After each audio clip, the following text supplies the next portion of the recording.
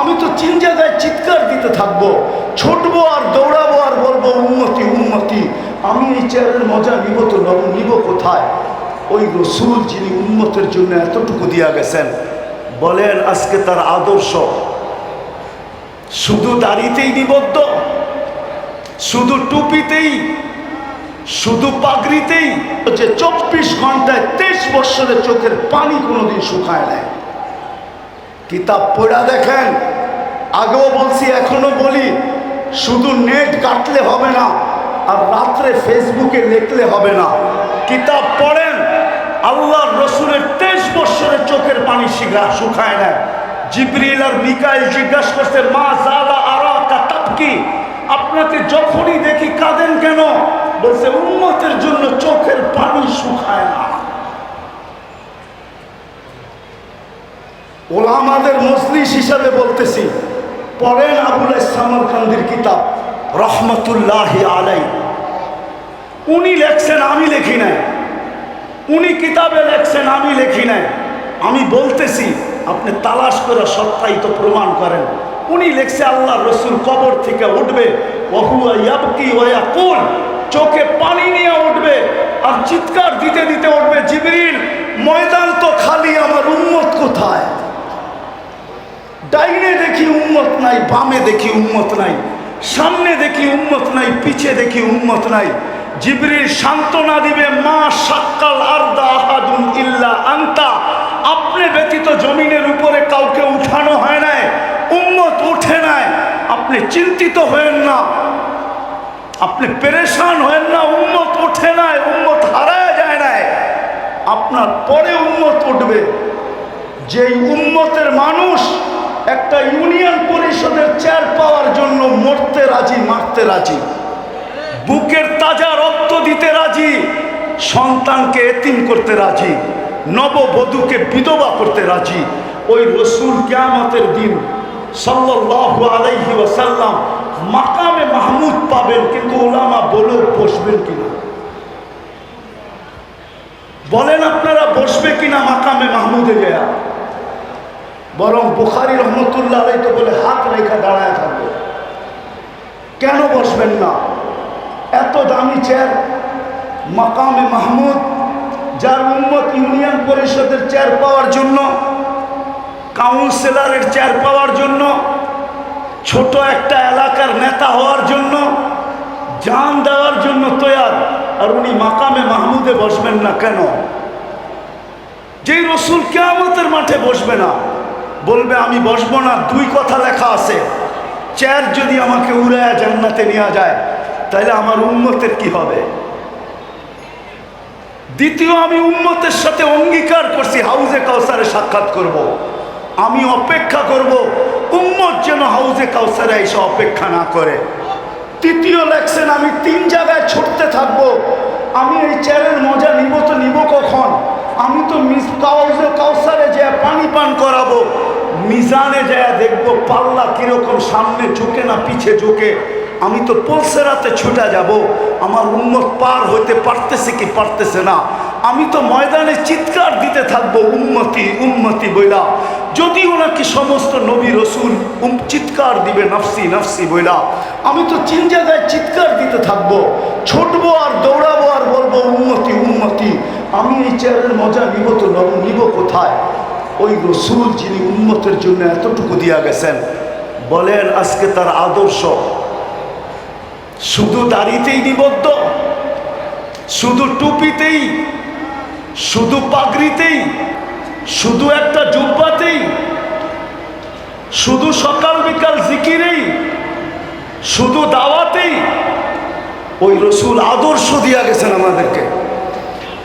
আজকে মুসলমান ওই আদর্শে, আমি তো ফিলিস্তিনের জমিন 14 বৎসর আগে চইসা আসছি, 14 বৎসর।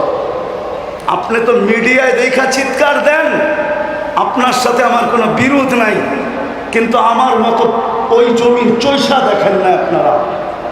আমি অহংকার করে বলতেছি না, আগে 99টা বলতাম, আজকে 102টা বলতেছি। 102টা দেখা শেষ আমার, বাইচা থাকলে আরো দেখার ইচ্ছা আছে। আমি 14 বছর আগে ফিলিস্তিন দেখা আসছি। আপনি দিয়ে মুসা শুনছেন, কিন্তু এই চোখ দিয়ে দেখেন নাই। আপনি দিয়ে খলিল শুনছেন, যেখানে ইব্রাহিম আলাইহিস সালাম শুয়ে আছে, এই চোখ দিয়ে দেখেন নাই। আমার চেয়ে বেশি ব্যথা আপনার বিলে না, আমি বিশ্বাস করি, কেননা আমি দিয়ে মুসা দেখা আসছি। আমি ইব্রাহিম আলাইহিস সালামের ওয়াদি দেখা আসছি। ওয়াদিয়ে ইব্রাহিম, যেখানে উনি শুয়ে আছেন, ফিলিস্তিনের জমিন আমি চৈষা আসছি। যেই জমিনের প্রত্যেকটা বালুর কণার সাথে বরকত মিশ্রিত, ওয়া বারাকনা হাওলা, ওই জমিন যেখানে আল্লাহ ১৬ লক্ষ নবীদেরকে জীবিত করে একত্রিত করছেন, আর ওই নামাজ যেখানে মুহাম্মদুর রাসূলুল্লাহ ইমামতি করছেন, ওই জায়গার থেকে আল্লাহ রসুল আরশের টেকআপ করছেন। মক্কা থেকে বাইতুল মুকাদ্দাস পর্যন্ত রানওয়ে ছিল, বাইতুল মুকাদ্দাস থেকে টেকআপ করে উপরে উঠছেন। ওই জমিন যেখানে ৭০ জন জলিলুল কদর সাহেব নবীর কবর পড়া রাখা আছে। কোন কবি লিখছিলেন, এমন দেশটা কোথাও তুমি পাবে না কো খুঁজে, সকল দেশের সেরা সেজে নবীদের জন্মভূমি। ফিলিস্তিন নবীদের জন্মভূমি। আপনি তো মিডিয়ায় দেখা চোখের পানি ঝরান, আমার এখানে ব্যথায় পড়া। আজকে ২০০ দিনের উপরে হলো, ৪০,০০০-এর উপরে মানুষ মারা গেল। ওরা প্রতিদিন ৬ ওয়াক্ত নামাজ পড়ে, ৫ ওয়াক্ত তো পড়েই পড়ে, আর প্রতিদিন ১ ওয়াক্ত জানাজার নামাজ পড়ে। গত রমজানের হেরেমের কান্না দেখা আমার বিশ্বাস হইতেছিল, মনে হয় এইবার ১ ঈদ হবে না, ২ ঈদ হবে। বাইতুল মুকাদ্দাসের স্বাধীন, ফিলিস্তিনের স্বাধীনতার ঈদ হবে, আর রোজার ঈদুল ফিতর হবে। কেননা আমার এই ছোট জীবনে যতবার রমজানে গেছি, গত রমজানের মতো আইম্মাদের, হেরেমের ইমামদের কান্না আমি কখনো দেখি নাই, মুসল্লিদের কান্না কখনো দেখি নাই। ২ হেরেমের জমিন ভাইসা গেছে কান্নায়, কিন্তু ভাবছিলাম দোয়া মনে হয় কবুল হবে। কিন্তু রমজান পার হইয়া, কোরবানি পার হয়ে আবার রমজান আসতে শুরু করলো, কিন্তু আজ পর্যন্ত দোয়া কবুলের কোনো চিহ্ন দেখতেছি না। মনে হয় ইব্রাহিম ইবনে আদহাম রহমতুল্লাহর কথা সত্য। ইব্রাহিম ইবনে আদহামকে জিজ্ঞাসা করছিল, ইব্রাহিম দোয়া তো করি, চোখের পানি তো জোরে, কিন্তু কবুল হয় না কেন? তো ইব্রাহিম হাসি দিয়া বলছিল, তাসির রসুল, আল্লাহর রসুলের আদর্শের নাফরমানি করবে আর ভাববে দোয়া কবুল হবে। দোয়া কবুল হওয়া তো দূরের কথা, তোমাদের দোয়া মাথার উপরে ওঠে না। আমার কথা শেষ, পায়ে হাত দিয়া বলতেছি, আসেন আমরা এই রবিউল আউয়াল মাসটাকে কেন্দ্র করে প্রত্যেক মহল্লায় মহল্লায়, মসজিদে মসজিদে, গলিতে গলিতে, সর্ব জায়গায় ছড়ায়া যায় আমরা আল্লাহর রসুলের আদর্শকে বয়ান করি, আল্লাহর রসুলের সিরতের চর্চা এবং আলোচনা করি, মানুষকে উদ্বুদ্ধ করি যেন আল্লাহর রসুলের আদর্শের দিকে বাড়ে। এইভাবে যদি আমরা প্রত্যেক গলি গলি একটা পরিবেশ তৈরি করতে পারি, তাহলে আমার বিশ্বাস, আমার জাতিকে আমি চিনি, 1400 বৎসরের তারিখ দিয়া চিনি। আমার জাতি ইনশাআল্লাহ একদিন জায়গা উঠবে, আর আমরা যা চাই এটা আওয়াজবিহীন আমার জাতি কাঁধে নিয়ে দাঁড়ায় যাবে। কেননা এই জাতি জুলুম বেশি দিন সহ্য করতে পারে না। এই জাতিকে আপনারা আধ্যাত্মিকভাবে চিনেন না। বাংলার জাতি আর এই মাটি আধ্যাত্মিকভাবে আপনারা চিনেন না। একটু ইঙ্গিত দিছিলাম আমি যে 1400 বৎসর আগের কোরবানি এখানে লুকানো আছে, কিন্তু আমাদেরকে একটু সজাগ হতে হবে।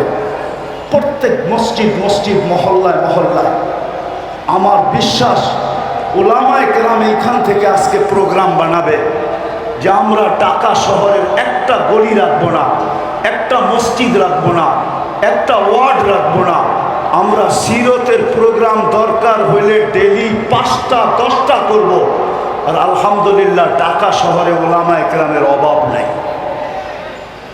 একদিনে 20টাও সামলাইতে পারবে, 50টাও সামলাইতে পারবে, 100টাও সামলাইতে পারবে। আমি আপনাদের কাছে হাত জোর করে বলতেছি, আসেন আমরা একটা বৎসর করে দেখি, তারপরে আমাদের এখানের পরিস্থিতি কি দাঁড়ায়।